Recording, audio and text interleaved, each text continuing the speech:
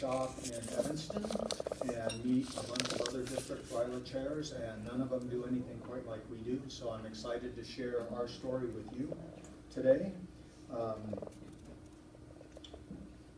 I'm especially excited to be able to come and present to Baker City, because I'm hoping that you'll be able to identify and sponsor a couple of students to RYLA. What makes RYLA work is the diversity, and the last thing I need is more kids from Boise, Idaho.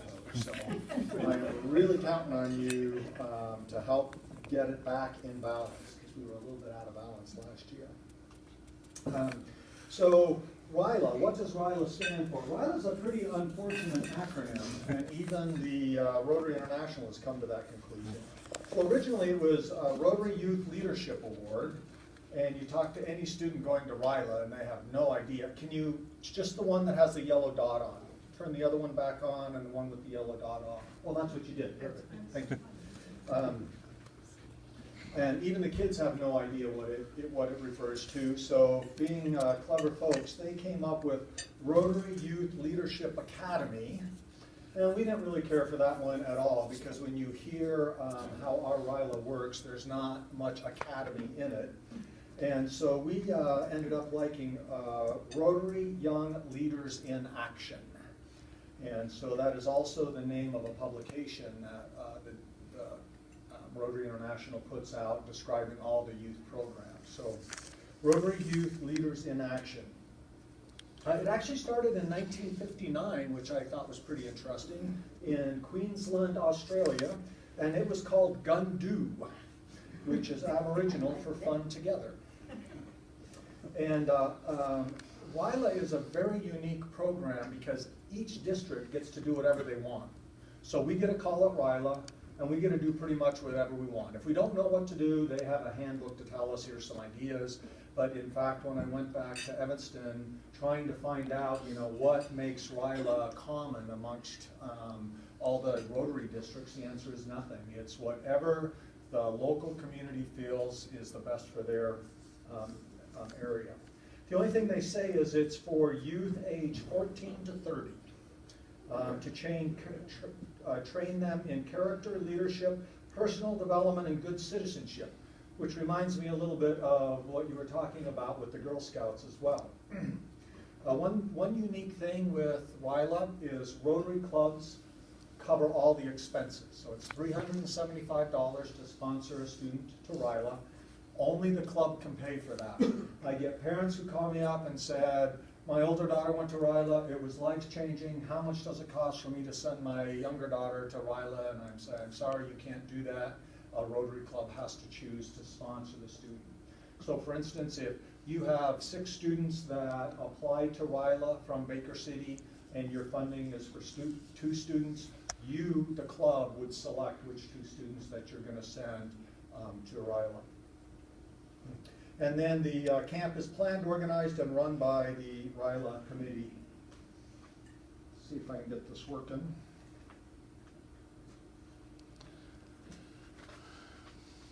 Hopefully it'll stop there. What is RYLA? What's the RYLA experience? So ours is a 4-day camp. It's an intensive leadership camp. And the important part is incoming juniors to outgoing seniors in high school. That's the age range we're shooting for. We will have 100 kids at our RYLA camp. What makes us unique is ours is by youth, for youth. And by that I mean, when I get to RYLA, I do almost nothing. I sit in the back with the camera and take lots of pictures. And the camp is actually run by kids who were at RYLA the year before, and some kids that were at RYLA 2 years before. So we'll have about 84 kids. We'll have 12 junior leaders. They were at RYLA the year before. And then we'll have 2 senior leaders that have been to RYLA a little bit more than that is our typical makeup. And so we have a pattern we follow. And so the kids that become senior leaders have an agenda we have worked with. They usually toss out a couple things, add a few more things, and make it their own camp.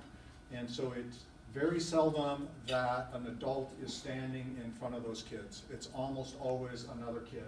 At RYLA, we teach leadership, and they are demonstrating the leadership that we have taught them in the previous years. The other thing is it's hands-on and experiential. If I was doing this right, none of you would be sitting at a table right now. We would actually all be doing something to learn about RYLA. So we avoid having the kids sit in rows and have anyone lecture to them. It's all very interactive. And what we're after is two things. One, it's what I call everyday leadership, which is the kids having the confidence to do something when they see something needs to be done. Someone in their school is getting bullied, they have the confidence to do something about that. If they feel that they need a little help, they have the confidence, they can grab a couple of their friends, explain what's going on, saying that's not right, let's make a change. And they have empathy for others. And by that I mean, as leaders, if you want to be able to motivate and get the people in your group doing something, you have to be able to make a connection to them and find out where they're coming from. And so we put a lot of focus on that. And then the kids get to enjoy the largest ropes course in the Northwest. It's quite an impressive facility. So the important things, it's July 26th to the 29th this year. We hold it at the College of Southern Idaho. It used to be a really big deal because the kids stayed in dorms. Now I'm finding out kids do that all the time before they get to RYLA, so we don't get to hype that up like we used to. We have the dorms for the kids. We provide busing from Pocatello to Boise, so if you sponsor a kid or a couple of kids, you're going to have to get them from Baker City to Boise so that they can get on the bus to Twin Falls. The application date is April 2nd to May 20th. 2 years ago, we opened it up to January 1st. We could accept applications right now, but we found out when we opened it up too early, they forgot about it by the time it rolled around, and so we closed it down a little bit more. I thought instead of showing you all my slides, I thought you might actually enjoy some pictures of what goes on at RYLA. So I'm just going to let a slideshow run for the most part, and you'll hear me talking about some of these activities that these kids are doing as we go along. So what makes RYLA unique? I had one gal, just an amazing lady. She was applying for the Air Force Academy in Colorado Springs.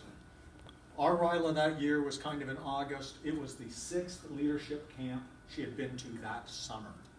So to get into the Air Force Academy, you need a really big resume, and the senators need, the 2 senators from your state need to approve you to go to the Air Force Academy. So she wanted to be one of a couple that are selected from Idaho. And so she was at our camp, 6th leadership camp that she's been to, and she said at the end of the camp, this is my 6th leadership camp, it blows all of the other leadership camps away. Best leadership camp I've ever been to. And so I thought a lot about why is that? What is unique and different about our leadership camp? And I think the easiest way to summarize it is we create a safe and supportive environment for the kids. And for many of those kids, if not most, it's the first time they've ever been in an environment like that. And by that I mean one of the things we do is we organize the kids into what we call families. They have 1 junior leader and 7 or 8 kids. So if you see flag, did I bump that? If you see flags around in some of these pictures, those are their family flags. That kind of helps bind them when they first get together as they're making a flag. Yes, there's an example of a family. Everybody in a red shirt is a leader, everyone in a blue shirt. We call them RYLarians, those are the campers.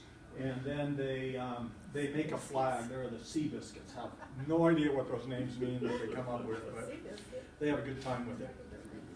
So what they don't know is we very carefully selected the 7 or 8 kids that are in that family. And what they have in common is nothing. They will never see each other again. And so when you're first trying to build unless they want to, of course, which I can tell you some stories about that as well. But what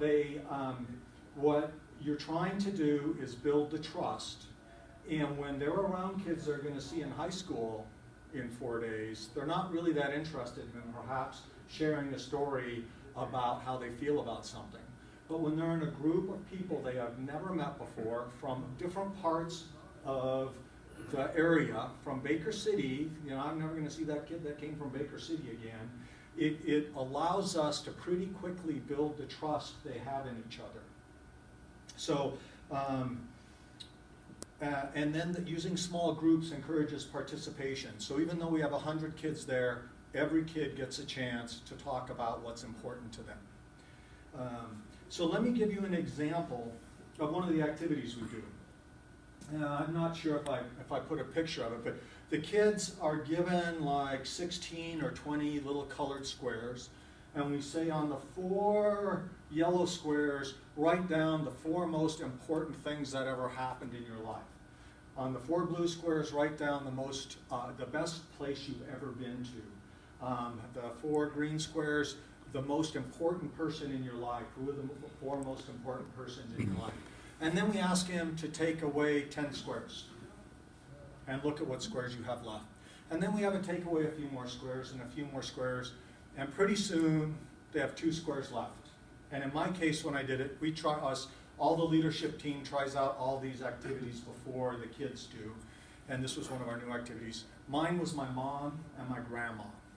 And in my case, my dad died when I was young, so I spent a lot of time with my grandmother. And so she was a very important person in my life. And so I had my mom and my grandma. And then the last thing we ask the kids to do is take away 1 square. What is the most important thing in your life? Right? That's what we're trying to get to. And so this happens when there's 100 kids sitting around on the floor in this big room, and you just watch their faces. It's just amazing to watch how their faces change as they go through this. And they went from worrying about, you know, did I wear the right clothes? How do I look compared to everybody else here? To all of a sudden, they're really getting down to what is going on inside of me, and who am I? Why am I this person? Who helped me be this person? And so then, after that activity, we have them meet with their family, a group of 7. And I can't really tell you what goes on in the families because I'm not really allowed to participate in the families generally. And they'll talk about what did you feel during that activity, who was the most important person to you, or it's usually a person. In fact, every time I've asked somebody, it's always been a person. And so it helps them open up and get to know each other. And then we just keep going deeper and deeper throughout the 4 days. One of the other things we do is confidence building. It's really quite amazing to me. I don't know, I'm just too stupid not to be self-confident, I guess. But it just amazes me to watch the talent in the room, and they're just holding back a little bit. And so one of the things we do is the ropes course. And it works 2 ways. So I only have the high elements in here, but we do a lot of low elements as well. And I think those in some ways are more beneficial for most of the kids. And so it might be something as simple as you're 1 foot off the ground on this wire that goes in a V. So it widens as you go out. And you're putting your hands on somebody else's hands. And as you're doing that, you're walking farther and farther out on the V. So you're counting on each other to balance, and it becomes harder and harder because you can't stand straight up. It's so wide you have to lean into each other. And so it helps them both in their own personal self-confidence, but there's a lot of support that goes on to help other kids be successful. So we work on developing this notion of your capacity to be supportive of others. And then there is a lot of empathy building. We have a couple exercises specifically for building empathy, and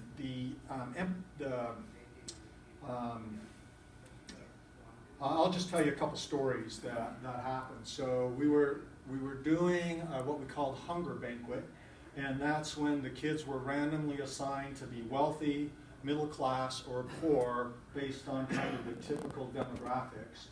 And then when they got fed you know, china with tablecloth and linen, all the way down to some beans and rice type lunch. And we were talking about that, and it was a pretty uncomfortable experience. In fact, we tossed that one out. I think it was a little bit too emotional for what we were trying to do. But one of the kids, when they were talking about being hungry, it was really superficial. And you know, we're just kind of watching this, and the kids aren't really getting it. And then one kid said, for the last 3 months, I've been living out of my car because that's the only way I can finish high school. And boom, the whole tenor of the rest of the day changed right there. All of a sudden, they were able to get below that superficial layer and say what's really going on with these kids. And then another thing we do is we make it fun, and it's pretty intense. So for you guys, I did have one question. Were you in District 5110 or 5100? 5100. You were in 5100. Well, so just out of curiosity, for District 5110, their RYLA is also for high school kids. And in District 5100, their RYLA is for kids or adults 19 through 28. Right? And so our RYLA that you're part of now is different than what you're used to. So we're shooting for incoming juniors to outgoing seniors. Why, can anybody guess why you would pick the age group 19 to 24? Their formative years. What's that? It's their formative years. Sorry? I was going to say, that's when a lot of leadership is needed to develop for people who are going to become executives and stuff like this in businesses and stuff. Yeah, so that would be more of a traditional leadership class where you're teaching people about running a company and you know, what to look for in a real job, etc. I'm a little bit more jaded. They pick 19 to 24 because they do not have to deal with youth protection. Half my time is dealing with youth protection.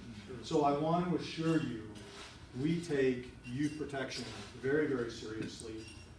When I get the RYLA manual from the Rotary International, like 3/4 of it is specifically targeted towards youth protection. So we are going to have youth. So ways that might affect you, depending on how you look at these things, is our rule is there's never an adult in a one-on-one situation with a kid. There is always someone out there. This may affect when you want to bring a student to Boise to catch the bus, for example. You might want to think about that. I know other people do it and don't feel uncomfortable with it. I love working for you, so I'm really careful to protect my reputation by not being put in a situation that could be misconstrued. But anyway, ours is incoming juniors to outgoing seniors is the age group, which is different than what you're used to. We often found that it's hard to find candidates